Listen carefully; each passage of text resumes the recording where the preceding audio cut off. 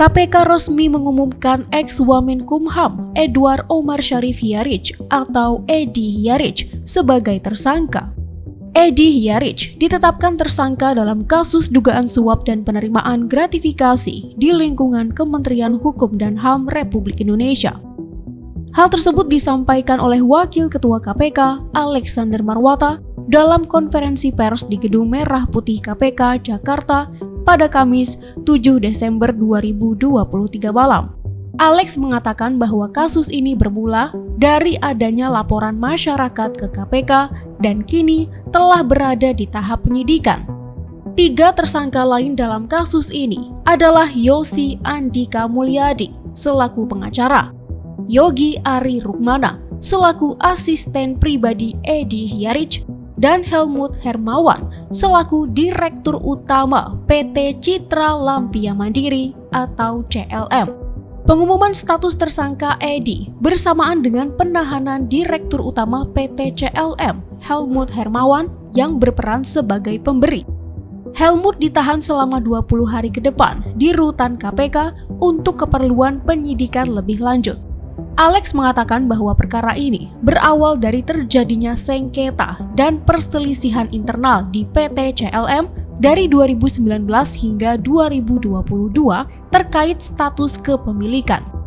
Direktur Utama PT CLM, Helmut Hermawan, mencari konsultan hukum untuk dapat menyelesaikan sengketa tersebut.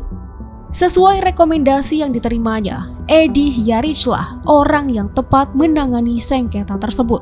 Pada April 2022, terjadi pertemuan di rumah dinas Edy Hiyarij.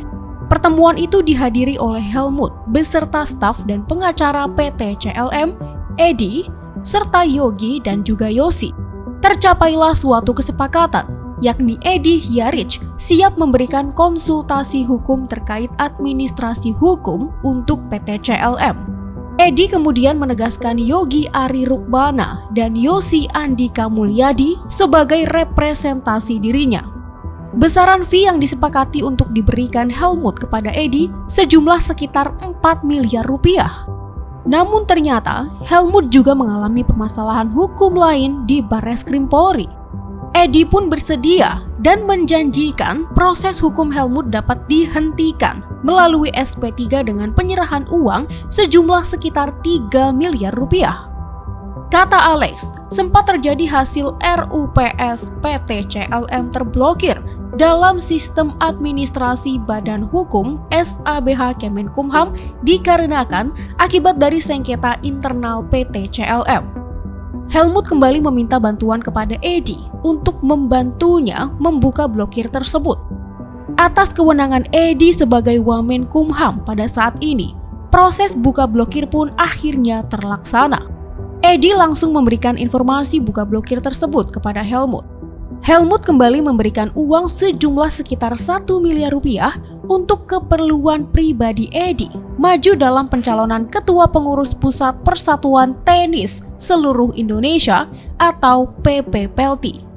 Terjadi kesepakatan antara Helmut dan Edy bahwa teknis pengiriman uang diantaranya melalui transfer rekening bank atas nama Yosi dan Yogi.